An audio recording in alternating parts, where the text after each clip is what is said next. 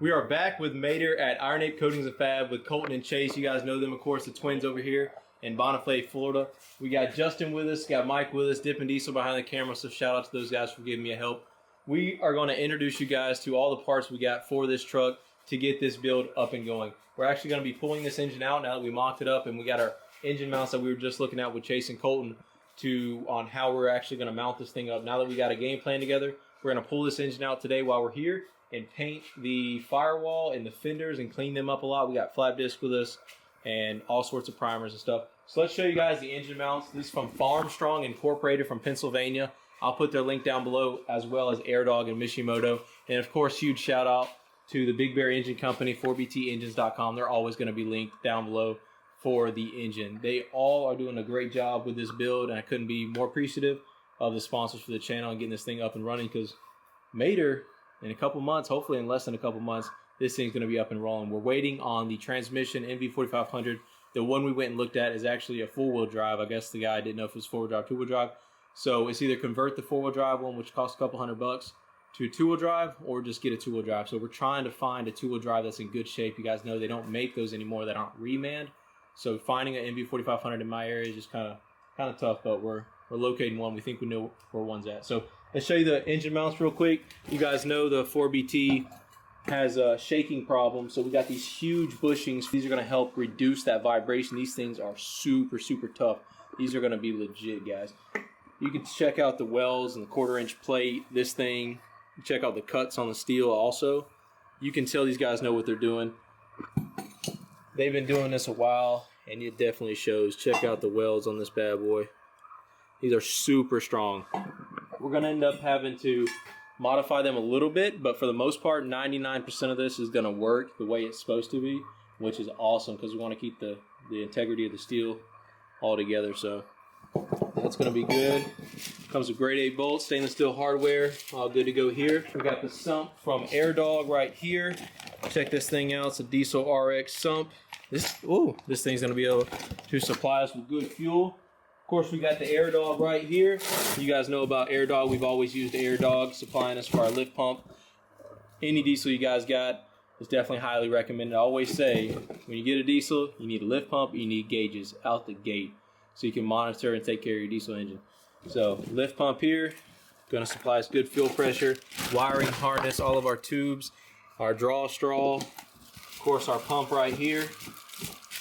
This is the AirDog 2 4G. Get you a part number right here. It's a model. It's a DF165. That's what we're going to be throwing on here. This is going to supply us with a lot of fuel for Mater, and that's going to be awesome. All of our fittings and everything like that, you guys know, mounting brackets that go to the frame, sandwich the frame, bolts go through it. Very self-explanatory, you guys know. Very excited to show you this Mishimoto intercooler and the radiator we're going to talk about here in a second, but the intercooler, water to air, we're going to put it right up here in the engine bay. This is going to supply us with a lot of cooling. And we're going to mount this up right here. The engine's going to slide back a couple inches. It's going to still have plenty enough room. We're going to 90 this. We're going to turn this elbow in the turbo, come right in here at the bottom. Then our top, we're going to go crossover right from the intake horn and go right over the engine like them old 12-valve non-intercooleds. That's kind of the setup. And then our feed in return for our water. This thing's going to supply a lot of cooling.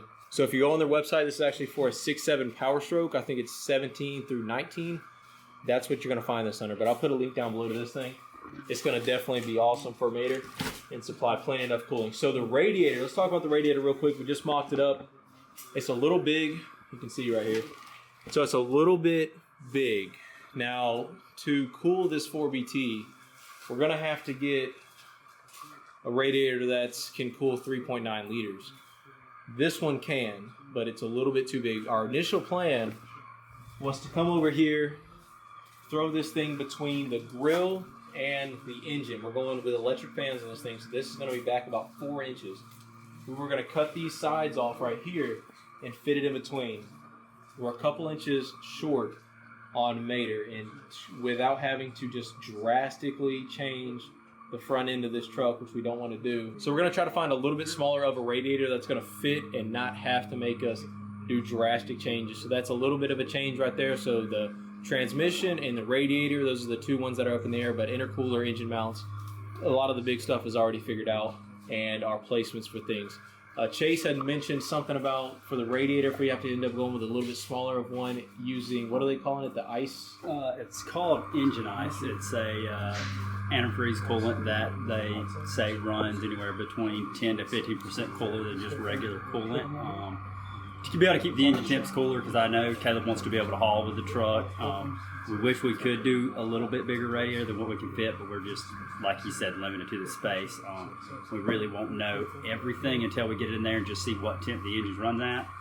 It's only 3.9, liters, so it's not that big of an engine, so it shouldn't need too much coolant. But it's just depending on how much weight it wants to put behind. It's the real big question. I know you want to pull your gooseneck and everything like that with Exactly. it, so. The last thing we want is cooling issues with this thing. That's just going to be aggravating. So we want to go ahead and do it right the first time so we don't have to deal with it in the future. But let's jump right into work. We got a lot of guys here to give us a hand. We're going to snatch this engine right out here.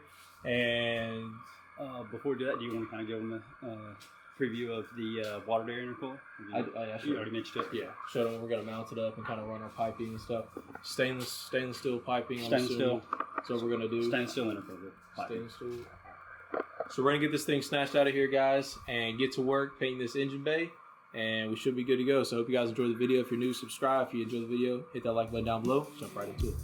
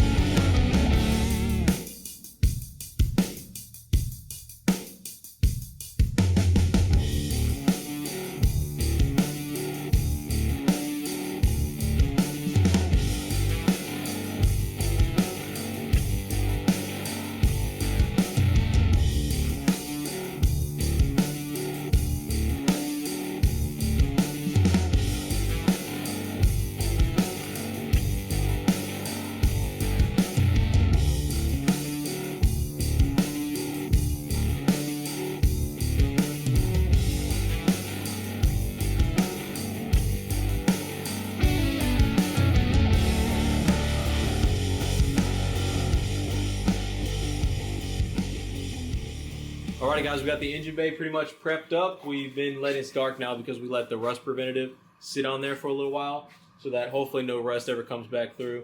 We knocked it down with 40 on the flat disc, went up to 200, 400 on sand, hand sanded the rest, knocked the majority of it down.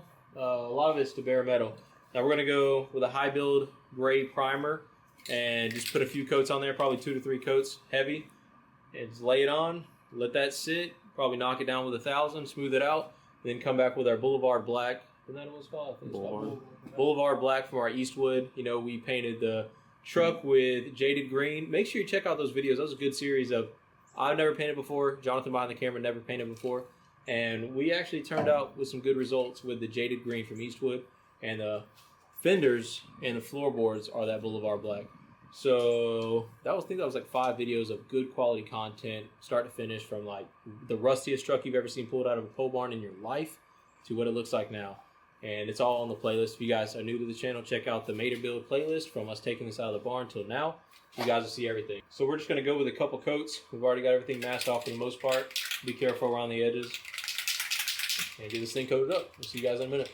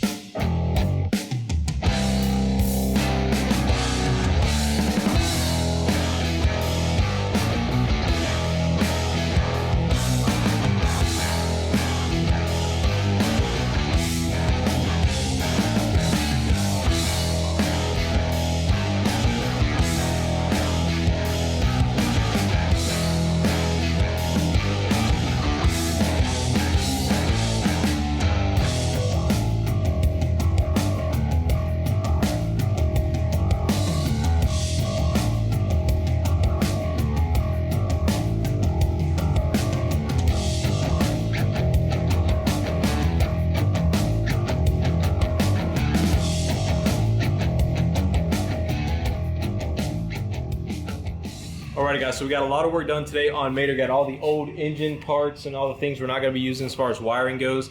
We're going to be doing all new wiring for the truck. So all that's out now. The firewall's painted, the fenders are painted. We got that Boulevard black's going to match the fenders and the floorboard. Turned out pretty good actually, cleaned it up really good. We got to get the stock bell housing out of there. Obviously we got to run a new bell housing. We already got that. So I think the bell housing is getting powder coated right now. The transmission we already talked about in the beginning of this video. We still got to locate a two-wheel drive one because the one we thought we could get is four-wheel drive. But we did get a lot done today, and you see all the parts that we have going on. We are going to send that radiator back to Mishimoto and get it changed out for a smaller one. We tried to kind of get away with going too big and kind of bit us right there, but it happens. Like I said in the last video, if this has been done before, it's probably only been done a couple times, so there are going to be some things that we got to learn, but we're going to share that all with you guys along the way. So if you guys enjoyed it, make sure you're hitting that like button down below. Check out Iron Ape Coatings and Fab for supporting the build. Make sure you're checking out Jonathan behind the camera, Dippin' Diesel, and also Mike just left. He's got a YouTube channel now, Uncle Mike. Appreciate you guys helping out, supporting the channel. We'll see you guys in the next one. Lots of things happening with the shop. Shop should be done today, I believe. Paint should be going on the walls, and all the roll-up doors are being installed today. Also, Fat Tony, we got to get a new drive shaft. You guys seen in the last video, we did a first drive with Fat Tony. Ended up tearing the drive shaft because of the rust, the pitting. We figured out there was 2 points of rust straight through the drive shaft, and they were like literally paper thin and missing actually in some spots. So when that drive shaft twisted, when it started rotating too fast, it literally just twisted off, snapped in half. Go check out that video if you haven't, and the full playlist on Mater. We'll see you in the next one, guys. Next video is going to be a lot of progress. See you then. Peace. We're on a roll, we're feeling fine.